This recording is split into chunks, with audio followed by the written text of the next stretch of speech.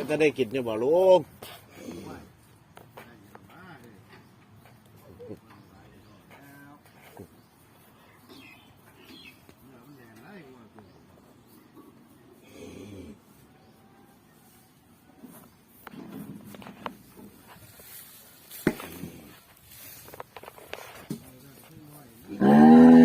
พวกไว้ฮะละเด้อพวกไม้ฮะละกกใบแอนคางรถไหมปลูกต้นไม้คางรถนั่นแหละเป็นเชือกปะ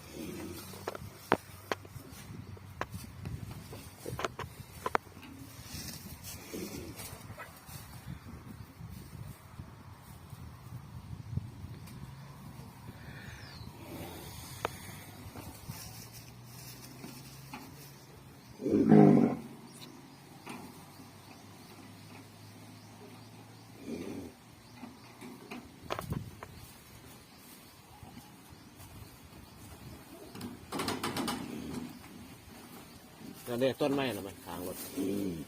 แล้วซุปนี่จะเบือนใส่มัน